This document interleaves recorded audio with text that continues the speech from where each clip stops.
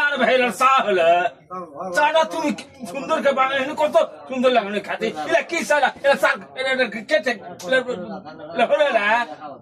আরে ভাই সে কথা কইও না, এই দোকানত আমি চা বানালে হাম বলে চিনি নাই চিনি চিনি বলে পানি ডালে দে।